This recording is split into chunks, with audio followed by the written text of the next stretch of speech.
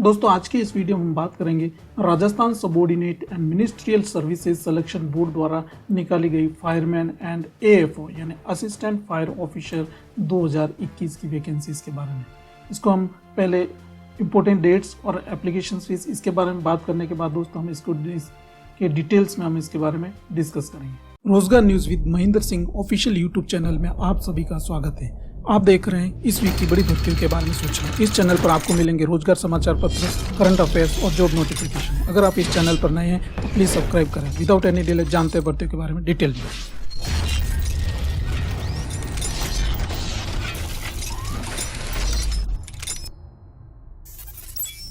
तो यह है दोस्तों RSMSB यानी Rajasthan subordinate and ministerial service selection board द्वारा निकाली गई वैकेंसीज है फायरमैन एंड एएफओ यानी असिस्टेंट फायर ऑफिसर्स की। स्टार्टिंग डेट की बात करें तो ये 18 अगस्त 2021 से इसके आवेदन स्टार्ट हो जाएंगे। ऑनलाइन आवेदन है और लास्ट डेट जो है आपके एप्लीकेशन यानी ऑनलाइन आवेदन करने की 16 सितंबर 2021 तक है। Last date fee for payment दोस्तों 16 सितंबर 2021 ही है और एडमिट कार्ड और एग्ज़ाम डेट ये आपको दोस्तों बहुत ही जल्दी आपकी इसकी ऑफिशियल वेबसाइट पर अनाउंस कर दिया जाएगा। एप्लीकेशन की फीस बात करें तो ये जनरल, ओबीसी और क्रीमिलेयर इनके लिए 450 रुपये हैं। अदर स्टेट्स के लिए 450 रुपये हैं। नॉन क्रीमिलेयर यानी NC, BC और EBC के लिए दोस्तों 350 रुपये हैं। शेड्यूल कास्ट, ST और PH के लिए दोस्तों 250 रुपये हैं। करेक्शन फीस की बात करें तो 300 रुपये। दोस्तों आपकी एप्लीकेशन जो फीस है आप उसको ऑनलाइन मेड से भी पे कर सकते हैं। क्रेडिट कार्ड, डेबिट कार्ड और नेट बैंकिंग और ई-मित्र से भी आप उसको पे कर सकते हैं। जॉब लोकेशन की बात करें दोस्तों तो ये राजस्थान के द्वारा RSMSB द्वारा निकाली गई हैं। RMSSB जो है रिक्रूटमेंट बोर्ड उनके द्वारा निकाली गई हैं। तो दोस्तों Rajasthan service subordinate and ministerial service selection board द्वारा निकाली गई इसका एज लिमिट की बात करें एज ऑन 1 जनवरी 2022 को मिनिमम एज 18 ईयर्स है, मैक्सिमम एज 40 ईयर्स है। एज रिलैक्सेशन एज पर RSMSB रूल के हिसाब से आपको इसमें हम डिटेल में इसके बारे में इसके फुल एडवर्टाइजमेंट डिस्कस करेंगे। इसके नंबर ऑफ पोस्ट दोस्तों टोटल 629 पोस्ट हैं। वैकेंसी डिटेल्स की बात करें इसके फायरमैन और एएफओ असिस्टेंट फायर ऑफिसर की तो इसके लिए कैटेगरीज वाइज बात करें तो असिस्टेंट फायर ऑफिसर की 29 पोस्ट है। नॉन TSP एरिया की 27 पोस्ट है। जनरल के लिए 12 पोस्ट, OBC के लिए 5 post, EWS economic weaker section के लिए 2 पोस्ट, EBC के लिए 1 पोस्ट, SC के लिए 4 पोस्ट और SC के लिए 3 पोस्ट है। TSP एरिया की बात करें 2 पोस्ट हैं और फायरमैन 600 पोस्ट हैं दोस्तों, जिसमें नॉन TSP एरिया के लिए 581 पोस्ट है। इसमें नॉन TSP की अगर हम बात करें जनरल में 211 पोस्ट है, OBC की 122 पोस्ट है, EWS के लिए 58 पोस्ट है, EBC के लिए 29 पोस्ट है और SC के लिए 92 पोस्ट है और SC के लिए 69 पोस्ट है। TSP एरिया के लिए 19 पोस्ट है फॉर फायरमैन के लिए। इस तरह दोस्तों एजुकेशनल क्वालिफिकेशन की बात करें तो असिस्टेंट फायर ऑफिसर के लिए आपको बैचलर डिग्री होनी चाहिए किसी भी विद असिस्टेंट फायर ऑफिसर यानी degree from a recognised university college will be consider for this post. Fireman के लिए बात करें तो 12वीं पास यानी इंटरमीडिएट होना चाहिए। Any recognised board with 6 month fireman training का सर्टिफिकेट आपके पास होना चाहिए। दोस्तों इंपोर्टेड डेट्स और हाईलाइट्स देखने के बाद हम चलते हैं इसके फुल एडवर्टाइजमेंट में और जानते हैं इसका फुल एडवर्टाइजमेंट इन डिटेल में। तो दोस्तों शुरुआत करते हैं इसके विस्तृत विज्ञापन के।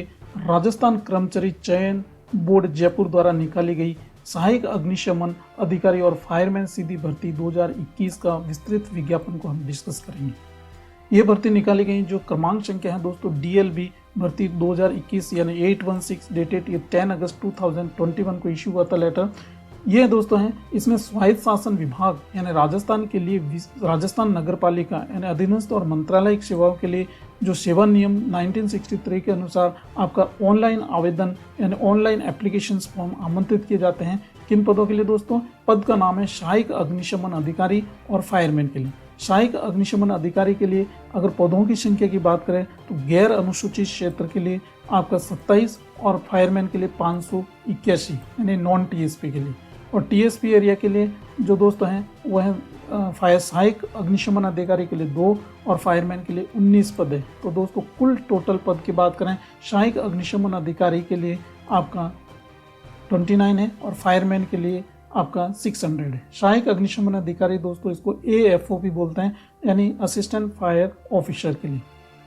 अगर इसके ऑनलाइन एप्लीकेशन फॉर्म में समस्त वांछित सूचना अवश्य अंकित करना चाहिए दोस्तों। ऑनलाइन आवेदन भरने से पूर्व बोर्ड की वेबसाइट पर विस्तृत इस विज्ञापन को इसको ध्यानपूर्वक से पढ़ लें। तो दोस्तों इसकी जो PDF है आपको मेरे डिस्क्रिप्शन बॉक्स में मिल जाएगी, वहाँ लिंक से आप इसको डाउनलोड कर सकते हैं। आवेदन पत्र रद्द कर उसे परीक्षा में प्रवेश नहीं दिया जाएगा। अगर कोई सूचना गलत मिल जाती है, जैसे आपका डिग्री इसके डिप्लोमा जो है वो रिकॉग्नाइज यूनिवर्सिटी या स्कूल से नहीं है, या आपका नाम गलत है या मदर नेम गलत है, तो दोस्तों आपको जितनी भी जानकारी है या आपकी अपने कैटेगरी गलत भर दी है तो उसको आपको उसके अनुसार भरना, आपकी अपनी कैटेगरी के हिसाब से भरना। दोस्तों इसका फॉर्म आवेदन जब स्टार्ट हो जाएंगे तो मैं इसके लिए आपके लिए वीडियो अपलोड कर दूंगा कि इसका फॉर्म कैसे फिल किया जाता है करेक्ट तरीके से।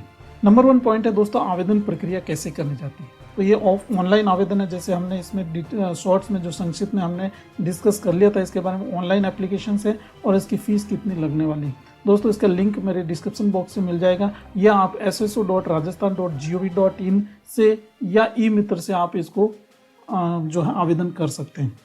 अगर दोस्तों आप अपने सेल्फ आवेदन करना चाहते हैं तो ये sso.rajasthan.gov.in पर जाके आप इसको अप्लाई कर सकते हैं, या इसकी ऑफिशियल वेबसाइट है दोस्तों rsmssb.rajasthan.gov.in पर भी जाके रिक्रूटमेंट पर क्लिक करेंगे तो वहाँ संबंधित भर्ती परीक्षा के सामने अप्लाई ऑनलाइन पर क्लिक करके लॉगिन पेज खुलेगा, जिसमें ई-मित्र के SSO ID यानी आपका यही वापस पेज खुलेगा। तो दोस्तों आप डायरेक्ट जाके वहाँ से भी अप्लाई कर सकते हैं। फिर दोस्तों इसमें SSO ID और पासवर्ड, अगर आपने SSO ID और पासवर्ड नहीं बना रखा है तो आप उसको क्रिएट करना है। क्रिएट करने के बाद आपको लॉगिन करना है, या दोस्तों अगर SSO ID और पासवर्ड नहीं है तो आप डायरेक्ट ई-मित्र पर जाकर इस फॉर्म को भर सकते हैं। इसका फॉर्म कैसे भरा जाता है मैं इसका जल्दी एक वीडियो आपको जैसे इसके फॉर्म स्टार्ट होंगे आपको अपलोड कर दूंगा, जिससे आपको कोई परेशानी नहीं होगी। एप्लीकेशन प्रीव्यू पेज खोलकर आपको इसमें दिए गए इसको रजिस्ट्रेशन करने के बाद आपका मोबाइल नंबर और आपके जो एजुकेशनल क्वालिफिकेशन कैटेगरी इन सब का सर्टिफिकेट आपके पास होना चाहिए, Aadhaar card number, email ID, registered mobile number, ये सब भरने के बाद दोस्तों आपको इसको सबमिट करना है। अभ्यर्थी SSO ID और पासवर्ड से लॉगिन करें। इसके पश्चात डैशबोर्ड पर ऑनगोइंग रिक्रूटमेंट पर संबंधित परीक्षा की अप्लाई नाउ लिंक पर क्लिक कर अपना आवेदन करेंगे। आवेदन पूर्ण रूप से भरने के बाद नेक्स्ट पर क्लिक करने के बाद एप्लीकेशन प्रीव्यू पेज खुलेगा। अभ्यर्थी स्वयं अपने द्वारा भरे गए आवेदन की पुनः गहनता से जांच कर ले। यदि कोई त्रुटि रह जाती तो अपडेट पर क्लिक करके आवेदन को संशोधित त्रुटियों को सही कर सकते हैं। तो दोस्तों आपको फाइनल सबमिट करने से पहले जो एप्लीकेशन प्रीव्यू दिखता है उसको आपको ध्यान से पढ़ लेना है, चेक कर लेना है। नाम, मदर का नाम, father name, date of birth और एजुकेशनल क्वालिफिकेशन, पासिंग, मार्कशीट का जो नंबर है, अक्सर देखने में मतलब मार्कशीट के नंबर गलत दिया जाता है, क्रमांक नंबर और रोल नंबर इन दोनों में कन्फ्यूजन हो जाता है, तो आपको दोस्तों वो करेक्ट भरना है इन समस्त त्रुटियों को और फाइनल सबमिट करना। दोस्तों अगर फाइनल सबमिट होने के बाद भी अगर कुछ आपको लगता है कि आपका कुछ गलत भर गया है तो आपका करेक्शन विंडो ओपन होगा, जिसमें आपको 300 रुपीज़ का पे करके आप उसको करेक्शन कर सकते हैं। ओके पर क्लिक करने के बाद पे फीस पेज खुलेगा। अभ्यर्थी अपने श्रेणी के अनुसार परीक्षा शुल्क नेट और ATM कम डेबिट कार्ड या ऑनलाइन या ई-मित्र के माध्यम से पैसा जमा करा सकते हैं। आवेदन भरने के बाद अभ्यर्थी आवेदन की हार्ड कॉपी इसको अपने पास सेव कर ले, ताकि फ्यूचर में आप जब इसके लिए क्वालिफाई कर जाते हैं एग्ज़ाम तो आपके लिए उस समय आपको इसकी ज़रूरत पड़ेगी। अगर फिर भी आपको कोई ऐसी स्थिति में आपको हेल्पलाइन या कुछ प्रॉब्लम आती है तो आप दिए गए पते पर हेल्पलाइन नंबर पर आप फ़ोन करके आपको अपनी समस्या का निवारण कर सकते हैं। दोस्तों ये ऑनलाइन है, इसलिए हाथ से भरे आवेदन किसी भी रूप में चयन बोर्ड द्वारा स्वीकार नहीं किए जाएंगे। आवेदक अपना आवेदन ऑनलाइन अंतिम रूप से भरने पर उनकी प्रविष्टियों को आश्वस्त हो कि सभी प्रविष्टियां सही भरी गई हो और आवेदक द्वारा आवेदन से भरी प्रविष्टियों को ही सही मानकर आगे की कार्रवाई की जानी चाहिए। आवेदक आवेदन पत्र को ध्यानपूर्वक पढ़े। एक बार आवेदन भरने के बाद उसे रही किसी भी प्रकार की त्रुटि को संशोधित करके अनुमति नहीं दी जाएगी। तो ये दोस्तों उस समय आपको फाइनल सबमिट करने के बाद आप उसको करेक्शन नहीं कर पाएंगे, लेकिन जब इसकी करेक्शन विंडो ओपन होगी तब उसको आप आवेदन कर सकते हैं, एप्लीकेशन को करेक्शन कर सकते हैं। अभ्यर्थी ऑनलाइन आवेदन भरने के उपरांत रसीद आवश्यक रूप से प्राप्त कर लें। आवेदक ये ध्यान रखें कि ऑनलाइन आवेदन के उपरांत उन्हें आवेदन पत्र क्रमांक आवश्यक रूप से उपलब्ध होगा। यदि आवेदन पत्र क्रमांक एप्लीकेशन ID अंकित प्राप्त नहीं हुआ तो इसका अर्थ यह है कि उसका आवेदन पत्र जमा नहीं हुआ है। तो आवेदन करने के लिए प्रपत्र प्रीव्यू के आवेदन को सबमिट न माने। तो दोस्तों जब तक आपको रजिस्ट्रेशन नंबर या इसका आवेदन पत्र का क्रमांक नंबर नहीं मिल जाता आपको एसएमएस के थ्रू, ईमेल आईडी के थ्रू, तो दोस्तों आपको मान के चलना है कि आपका एप्लीकेशन फॉर्म सबमिट नहीं हुआ है और आपको वापस सबमिट करना, वापस फॉर्म के लिए अप्लाई करना है। तो दोस्तों आपको आवेदन पत्र क्रमांक जो है मिलना ही चाहिए। कृपया ऑनलाइन आवेदन पत्र भरने से पूर्व बोर्ड की वेबसाइट पर इस विज्ञप्ति में दोस्तों इसको पूरा आपको करेक्टली पढ़ लेना है। आवेदक अपने स्वयं का ही मोबाइल नंबर और ईमेल आईडी दर्ज करें, क्योंकि दोस्तों समय समय पर जो इन्फॉर्मेशन मिलती जाएगी एग्ज़ाम के बारे में या कुछ भी, या डीवी अगर आप क्वालिफाई कर जाते हैं एग्ज़ाम तो डॉक्यूमेंट वेरिफिकेशन होगा, फिर उसके बाद आपका आगे का जो प्रोसेस है रिक्रूटमेंट प्रोसेस, उसके लिए आपको ये ईमेल आईडी और मोबाइल नंबर दोनों ही आपका होना चाहिए। परीक्षा शुल्क की बात करें दोस्तों, हमने बात कर ली ऑलरेडी, फिर भी एक बार फिर बता देते हैं। सामान्य वर्ग और क्रीमी लेयर यानी श्रेणी के अन्य पिछड़ा वर्ग और अति पिछड़ा वर्ग के लिए 450 रुपए रखे गए। राजस्थान के नॉन क्रीमी लेयर यानी एनसीएल नॉन क्रीमी लेयर के पिछड़ा वर्ग और अति पिछड़ा वर्ग के लिए आपके लिए रखे गए 350 रुपए। समस्त विशेष योग्यजन और राजस्थान के अनुसूचित जाति अनुसूचित जनजाति के आवेदन के लिए रखे गए 250 रुपए। कार्मिक विभाग के परिपत्र के अनुसार दोस्तों ऐसे सभी वर्ग जिनके परिवार की वार्षिक आय 2.5 लाख रुपए से कम है के लिए अनुसूचित जाति अनुसूचित जनजाति के लिए समान परीक्षा शुल्क 250 रुपये होगा। कृपया इस संबंध में नीचे अंकित नोट की संख्या 4 भी अवश्य देखें। तो दोस्तों जिस परिवार की आय 2.5 लाख यानी 2.5 लाख से कम है उसकी है 250 रुपये इसकी चार्ज किया जाएगा आपके आवेदन शुल्क का। नोट ये कहता है दोस्तों राजस्थान राज्य के भिन्न भिन्न या अन्य राज्यों के अनुसूचित जाति अनुसूचित जनजाति अन्य पिछड़ा वर्ग और अति पिछड़ा वर्ग और आर्थिक रूप से कमजोर वर्ग के अभ्यर्थियों को सामान्य वर्ग का अभ्यर्थी माना जाएगा। अतः ऐसे आवेदकों को सामान्य अभ्यर्थियों के लिए निर्धारित परीक्षा शुल्क देना होगा। मतलब दोस्तों अगर राजस्थान स्टेट से बाहर से कोई अप्लाई करता है तो अन्य विद्यार्थी जो अदर स्टेट्स के हैं तो उसको कोई भी कैटेगरी से बिलोंग करता हो उसका जो एप्लीकेशन फीस होगा आवेदन शुल्क होगा वह सामान्य जनरल के लिए होगा। मतलब 450 रुपये आपको पे करने पड़ेंगे चाहे वो किसी भी कैटेगरी से बिलोंग करता हो। अगला दोस्तों फीस जिस श्रेणी में जमा कराई जाती है उसी श्रेणी को माना जाएगा। बाद में उस अभ्यर्थी को श्रेणी में परिवर्तित नहीं किया जाएगा। जैसे अगर किसी ने ओबीसी में नॉन क्रीमी लेयर में 350 रुपीज़ जमा करा दिए, अगर वो चेंज करना चाहता कैटेगरी तो 200 उसको निम्न में या ऊपर में जनरल में तो उसको उसी कैटेगरी में यानी इस नॉन क्रीमी लेयर में ही काउंट किया जाएगा। फीस जिस श्रेणी की जमा करे उसी कराई जाती है उस श्रेणी में माना जाएगा। बाद में अभ्यर्थी श्रेणी परिवर्तन नहीं किया जाएगा। सभी वर्ग के ऐसे अभ्यर्थी जिनके परिवार की वार्षिक आय 2.5 लाख रुपए से कम है तथा वे शुल्क रुपये 250 तक ही जमा कराते हैं ऐसे अभ्यर्थी अपने परिवार की वार्षिक आय 2.5 लाख रुपए कम होने का सक्षम अधिकारी द्वारा आय प्रमाण पत्र जांच और दस्तावेज के सत्यापन के समस्त आवश्यक रूप से प्रस्तुत होना चाहिए। तो आपको आय सर्टिफिकेट देना है कि आपके परिवार की आय 2.5 लाख रुपए से कम है। प्रवेश पत्र की बात करें, प्रवेश पत्र दोस्तों बोर्ड द्वारा समस्त अभ्यर्थियों को बोर्ड की वेबसाइट के माध्यम से ऑनलाइन प्रवेश पत्र जारी कर दिए जाएंगे और इसकी सूचना दोस्तों समय समय पर आपके मोबाइल पर एसएमएस के थ्रू या जीमेल आईडी पर और या बोर्ड की जो वेबसाइट है RMSSB की वहाँ के साइट पर अपडेट होती रहेगी। तो दोस्तों आपको इसको ध्यान रखना। आवेदक अपना प्रवेश पत्र वेबसाइट से प्राप्त कर आवेदन क्रमांक और जन सुविधा यानी CSC सेंटर से भी फीस जमा कराने का टोकन नंबर ध्यान में रखें। उपलब्ध संसाधन और सुविधा के आधार पर प्रवेश पत्र संबंधी सूचना ईमेल आईडी और मोबाइल नंबर पर भेजी जा सकती है। इसलिए दोस्तों जो मोबाइल नंबर और ईमेल रजिस्टर्ड ईमेल आईडी देते हैं वो अपने पास होना चाहिए और अपनी होना चाहिए। अगर हम रिक्त पदों की बात करें जैसे हमने शॉर्ट में डिस्कस कर चुके हैं, फिर भी गैर अनुसूचित क्षेत्र लंबवत आरक्षण यानी वर्टिकल रिजर्वेशन की बात करें तो जो अग्निशामक सहायक अधिकारी यानी इसके लिए AFO असिस्टेंट फायर ऑफिसर की बात करें तो कुल पद हैं दोस्तों 27, जिसमें सामान्य की बात करें 9 है, सामान्य महिला 2 है, विधवा के लिए 1 पद रखा गया है। अनुसूचित जाति की बात करें तो सामान्य के लिए 3 है, सामान्य महिला के लिए 1 पद रखा गया है। अनुसूचित जनजाति की बात करें सामान्य के लिए 3 है, अन्य पिछड़ा वर्ग के लिए बात करें सामान्य के लिए 4 है, सामान्य महिला के लिए 1 पद है, अति पिछड़ा वर्ग के लिए सामान्य के लिए 1 पद रखा गया। आर्थिक रूप से कमजोर वर्ग के लिए सामान्य के लिए 2 पद रखे गए। फायरमैन के लिए बात करें दोस्तों कुल पद है 581 मतलब 581 पद के लिए आवेदन आमंत्रित किए गए हैं, जिसमें सामान्य के लिए बात करें तो 48 सामान्य के लिए, सामान्य महिला के लिए 43 और विधवा के लिए 16 और परित्यक्ता के लिए आपका 4 पद आवंटित है। अनुसूचित जाति के लिए दोस्तों 65 सामान्य के लिए है, सामान्य महिला के लिए 19 है, विधवा के लिए 7 है और परित्यक्ता के लिए 1 पद रखा गया है। अनुसूचित जनजाति की बात करें, सामान्य के लिए 49 है, सामान्य महिला के लिए 40 है 14 और विधवा के लिए 5 और परित्यक्ता के लिए 1 पद रखा गया है। अन्य पिछड़ा वर्ग के लिए सामान्य के लिए 86 पद है, सामान्य महिला के लिए 25 है, विधवा के लिए 9 पद है, परित्यक्ता के लिए 2 पद रखे गए हैं। अति पिछड़ा वर्ग के लिए दोस्तों मोस्ट बैकवर्ड क्लास के लिए सामान्य के लिए 21, सामान्य महिला के लिए 6 और विधवा के लिए 2 पद आवंटित है। आर्थिक रूप से कमजोर यानी EWS इकोनॉमिक वीकर सेक्शन के लिए आपका सामान्य के लिए 41, सामान्य महिला के लिए 12, विधवा के लिए 4 और परित्यक्ता के लिए 1 पद आवंटित है। इस तरह दोस्तों 12 जिले की शहरी आदिम जाति के लिए तो कोई पद आरक्षित नहीं है, इसमें स्पष्ट आपका मेंशन है।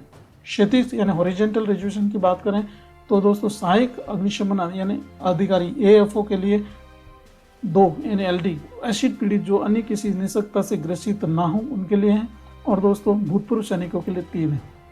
फायरमैन के लिए दोस्तों 24, एसिड पीड़ित जो LD या CP के लिए, और दोस्तों भूतपूर्व सैनिकों के लिए 72 हैं, जिसमें उत्कृष्ट खिलाड़ियों के लिए 11 पद आवंटित किए गए हैं।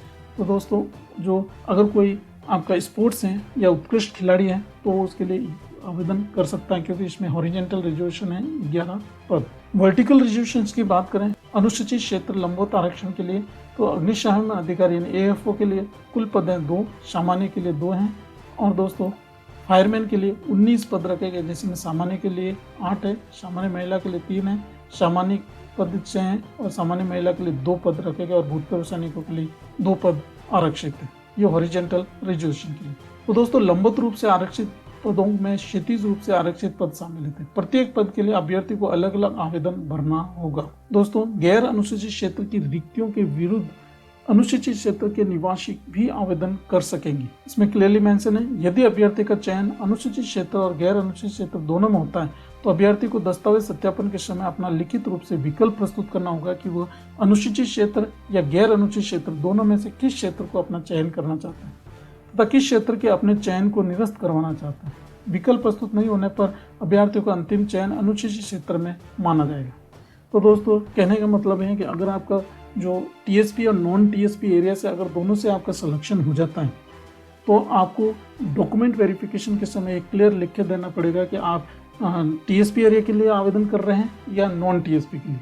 अगर दोस्तों आपने आवेदन नहीं लिख के नहीं दिया है तो आपको अंतिम रूप से अनुसूचित क्षेत्र यानी उसके लिए ही आपको आवेदन माना जाएगा, यानी ऑटो में आपका अनुसूचित क्षेत्र में मान लिया जाएगा। अनुसूचित क्षेत्र में उक्त रिक्त पदों के लिए केवल राजस्थान राज्य के अनुसूचित क्षेत्र के स्थानीय निवासी आवेदन कर सकेंगे। अनुसूचित क्षेत्र में आवेदक ऑनलाइन आवेदन में अनुसूचित क्षेत्र के कॉलम में स्पष्ट रूप से अंकन करें। अनुसूचित क्षेत्र के कॉलम में अंकन नहीं करने की स्थिति में उनके आवेदन पर अनुसूचित क्षेत्र के पदों के ऊपर विचार नहीं किया जाएगा। यह आपको क्लियरली मेंशन करना जब आप अप्लाई करते हैं। महिला, भूतपूर्व सैनिकों, उत्कृष्ट खिलाड़ी और विशेष योग्यजन के आरक्षित क्षेत्रों का क्षैतिज हॉरिजॉन्टल से होगा। विज्ञापन जारी होने के उपरांत विज्ञापित पदों की संख्या बढ़ाई या घटाई जा सकती है। दोस्तों इसमें विशेष सूचना ये है कि आपकी अगर ये जो आपकी है सीधी भर्ती, ये दोनों AFO के लिए और फायरमैन के लिए सीधी भर्ती है। अगर दोस्तों कोई पात्र या उम्मीदवार नहीं मिलता उस स्थिति में इस आरक्षित पदों को 3 भर्ती वर्षों के लिए अग्रनीत मान लिया किया जाएगा। 3 वर्षों की भर्ती के पश्चात ऐसी अग्रनीत की गई रिक्तियां सामान्य प्रक्रिया के अनुसार भरी जाएगी। जैसे दोस्तों अगर किसी जनरल में महिला की है, EWS में महिला का पद खाली है, अगर महिला का पद में नहीं भरा जाता है तो वो अगले 3 वर्षों तक वो उसमें बैकलॉग में वैकेंसीज चलती रहेगी और 3 वर्षों के पश्चात उसको खत्म कर दिया जाएगा। परंतु यह एक इस उपनियम के अधीन सामान्य प्रक्रिया के अनुसार रिक्तियों को भरा जाना पद आधारित रोस्टर के अनुसार पदों के आरक्षण को प्रभावित नहीं करेगा। रोस्टर में आरक्षित पदों पर उपलब्ध रिक्तियों को अनुसूचित जातियों यथास्थिति अनुसूचित जनजातियों के व्यक्तियों से भरा जा सकेगी, जिसके लिए ऐसी रिक्ति पश्चावर्ती वर्षों में उपलब्ध है, जैसे कि ये मैंने पहले ऊपर बता दिया। राजस्थान के अन्य पिछड़ा वर्ग, अति पिछड़ा वर्ग और आर्थिक रूप से कमजोर वर्ग के आरक्षित पदों हेतु पात्र और उपयुक्त आवेदक उपलब्ध नहीं होने पर इन पदों को नियमानुसार सामान्य प्रकार से भरा जाएगा। तो दोस्तों हॉरिजॉन्टल रिजर्वेशन जो होता है उसमें अगर वो कोई नहीं मिलता है, जैसे महिला हॉरिजॉन्टल है उसमें 30% आरक्षित जो दे रखा है उसमें नहीं है तो वो जनरल से भरा जाएगा। महिला तो आरक्षित दर्शाए गए पदों में नियम में 8% पद विधवा और 2% परित्यक्ता विभिन्न 6 विच्छिन्न महिलाओं के लिए आरक्षित। यदि पर्याप्त विधवा अभ्यर्थी उपलब्ध नहीं होती हैं तो विधवाओं के लिए आरक्षित पद को उसी श्रेणी में परित्यक्ता विभिन्न महिला से भरा जाएगा। इसी प्रकार यदि पर्याप्त परित्यक्ता अभ्यर्थी उपलब्ध नहीं होती हैं तो इसके लिए आरक्षित पद को उसी श्रेणी में विधवा महिला से भरा जाएगा। यदि विधवा एवं परित्यक्ता दोनों ही पर्याप्त संख्या में उपलब्ध नहीं होती हैं इसके लिए आरक्षित पद को उसी श्रेणी की सामान्य महिला से भरा जाएगा। विधवा आवेदक होने की स्थिति में सक्षम प्राधिकारी द्वारा जारी पति की मृत्यु का प्रमाण पत्र और परित्यक्ता महिला विवाह विच्छिन्न महिला को जिसका डाइवोर्स होगा उनको विवाह विच्छेद का प्रमाण पत्र करना होगा। परित्यक्ता महिला विवाह विच्छिन्न महिला को विवाह विच्छेद का प्रमाण पत्र न्यायालय आदेश इस भर्ती में आवेदन करने की अंतिम तिथि से पूर्व प्रदर्शित या प्रस्तुत करना होगा। तो दोस्तों क्लियरली मेंशन है, अगर आप डाइवोर्सी हैं तो आपको न्यायालय द्वारा निकी आवेदन का या न्यायालय का आदेश होना चाहिए या संबंधित अधिकारी से आपका प्रमाण पत्र परित्यक्ता का यानी डाइवोर्स का सर्टिफिकेट होना चाहिए। इस आवेदन की अंतिम तिथि से पूर्व आपका हो जाना चाहिए। अति पिछड़ा वर्ग के लिए राज्य सरकार की अधिसूचना क्रमांक AF212 विधि 2019 दिनांक 13 फरवरी 2019 के अनुसार राजस्थान राज्य के अति पिछड़ा वर्ग में शामिल जनजातीय नॉन क्रीमी को 5% का आरक्षण दे रहे हैं। मतलब NCL जो नॉन क्रीमी लेयर के अंदर आता है उनको 5% आरक्षण दें। आर्थिक रूप से कमजोर के लिए दोस्तों इसमें 10% आरक्षण दिया रखा है और अन्य पिछड़ा वर्ग अति पिछड़ा वर्ग के लिए दोस्तों इसमें आवेदन पात्र होंगे जिसमें शुल्क के अतिरिक्त आरक्षित श्रेणी के लिए दे किसी भी रियायत का लाभ नहीं उठाया गया। इस तरह दोस्तों भूतपूर्व सैनिकों की बात करें तो भूतपूर्व सैनिकों आश्रितों को भूतपूर्व सैनिकों के पदों का लाभ नहीं होगा। ओनली भूतपूर्व सैनिक जो रिटायर्ड पर्सन है उसी को ये लाभ दिया जाएगा। भूतपूर्व सैनिक कौन से जो दोस्तों थल जल और वायुसेना सेवाओं से निवृत्त के समय आवेदक का चरित्र अच्छा से कम नहीं होना चाहिए जैसा कि उसका सेवा मुक्ति के समय दर्शाता गया है या दर्शाया गया हो। सैनिकों की और बात करें, भूतपूर्व सैनिकों का आरक्षण राजस्थान सिविल सेवा यानी भूतपूर्व सैनिक का अमेलन नियम 1988 के प्रावधानों के अनुसार भूतपूर्व सैनिकों को 12.5 पद आरक्षित है। तो कोई भी वैकेंसी में दोस्तों राजस्थान में भूतपूर्व सैनिकों के लिए 12.5% पद आरक्षित हैं। भूतपूर्व सैनिकों के पदों का आरक्षण हॉरिजॉन्टल रूप से अर्थात आवेदक जिस वर्ग यानी सामान्य वर्ग, आर्थिक रूप से कमजोर वर्ग, अनुसूचित जाति, अनुसूचित जनजाति, अति पिछड़ा वर्ग का उपलब्ध होगा उस वर्ग से अंदर समायोजित किया जाएगा।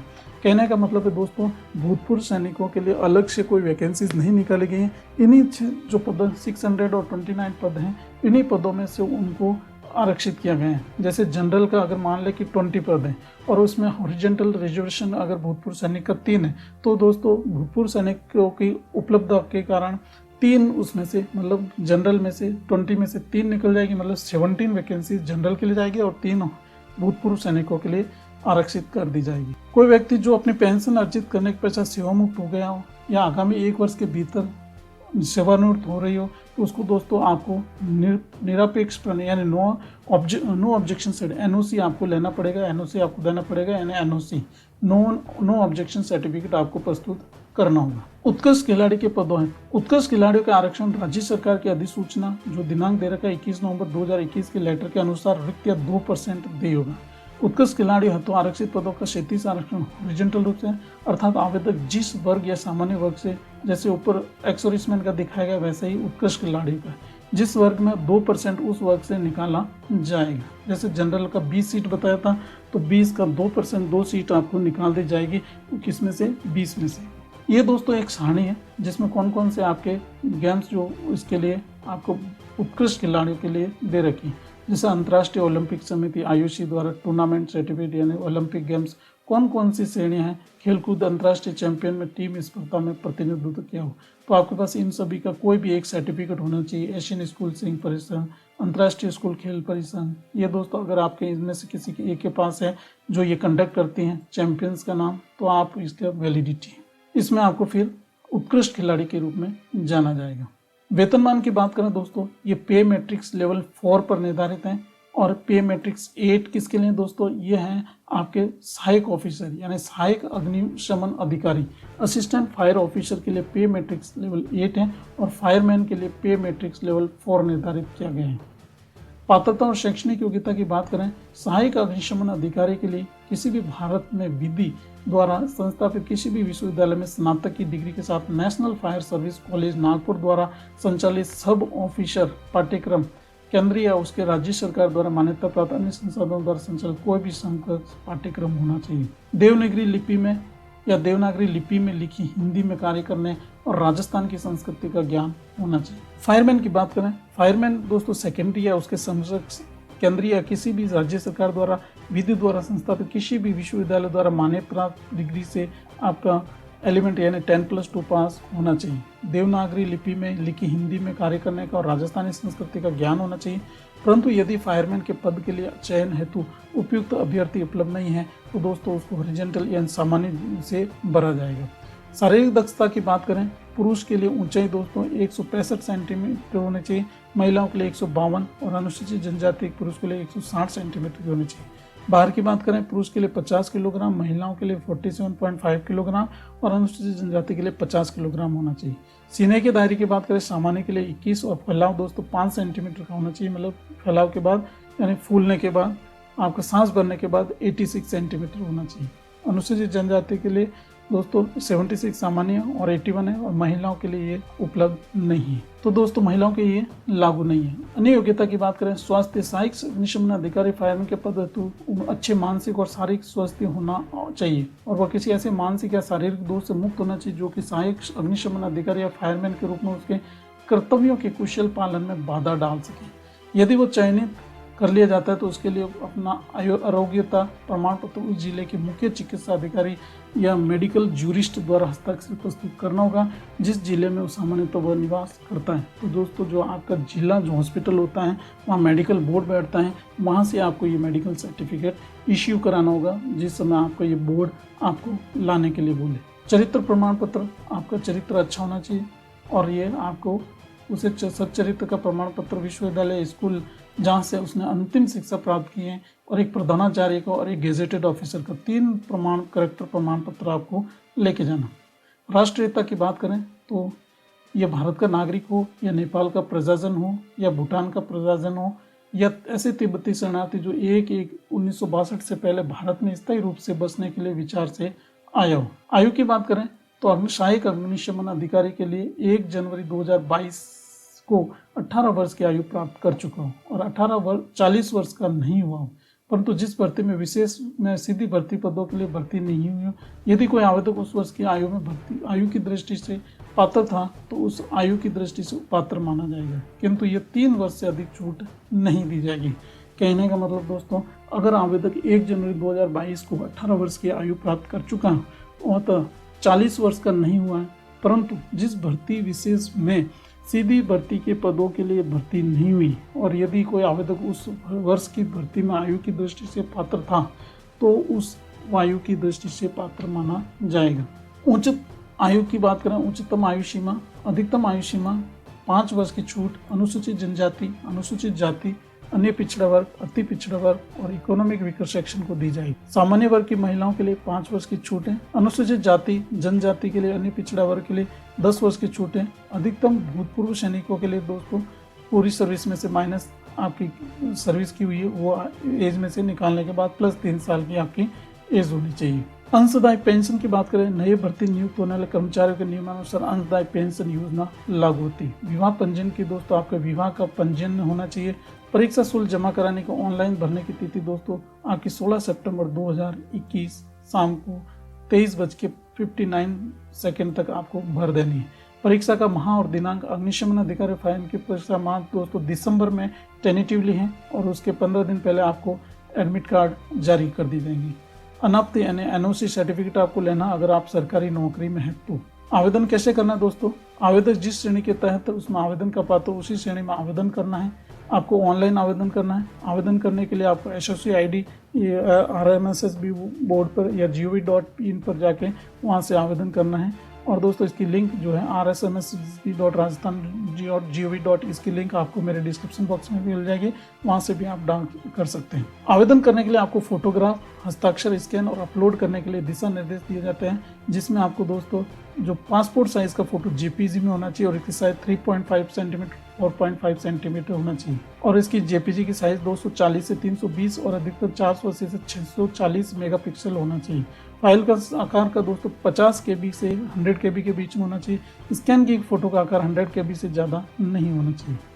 दोस्तों ये फ़ोटो कैसे इसको कन्वर्ट करते हैं, आपको मेरी प्लेलिस्ट में जाइए, वहाँ से आपको फ़ोटो कन्वर्टर का एक पूरा वीडियो मिल जाएगा जिसमें आप कैसे किसी भी KB या कोई भी फॉर्मेट में, चाहे पासपोर्ट साइज़ हो, पोस्ट कार्ड साइज़ हो, कोई भी फॉर्मेट में हो, आप वहाँ से कन्वर्ट कर सकते हैं। तो अगर आपने ये वीडियो नहीं देखा है तो आप इस मेरे डिस्क्रिप्शन बॉक्स में इसका लिंक दे दूंगा वीडियो को, फोटो कन्वर्टर का, वहाँ से भी आप देख सकते हैं। दोस्तों आवेदन के लिए आपका एक सफ़ेद कागज़ A4 साइज पे 7 सेंटीमीटर चौड़ाई और 2 सेंटीमीटर आयताकार बॉक्स में आपको काले या गहरे नीले पेन से हस्ताक्षर करने और उसको स्कैन करना है। हस्ताक्षर केवल आवेदक द्वारा करना चाहिए और आपको स्कैन करने के बाद इसकी साइज़ की बात करें तो ये आपका जेपीसी 280 से 80 पिक्सल और 560 से 160 होना चाहिए। ये दोस्तों जब मैं इसका फॉर्म स्टार्ट हो जाएंगे तो मैं वीडियो बनाऊंगा तो आपको इसमें ये पूरा समझा दूंगा कि इसमें कैसे फॉर्म भेज जाता है और इसमें कैसे इसको कन्वर्ट किया जाता है। जो सिग्नेचर का जो दोस्तों फाइल का आकार रहेगा वो 20 KB से 50 KB के बीच में होना चाहिए और हस्ताक्षर का आकार 50 KB से ज़्यादा नहीं होना चाहिए। ये मैं आपको दोस्तों इसको पूरे वीडियो में मेरा ऑलरेडी अपलोड है, फिर भी दोबारा मैं आपको इसके बारे में पूरा एक्सप्लेन कर दूंगा। ऑनलाइन आवेदन की संशोधन प्रक्रिया दोस्तों, इसके बाद ऑनलाइन आवेदन की 300 रुपये देकर आप इसमें संशोधन कर सकते हैं।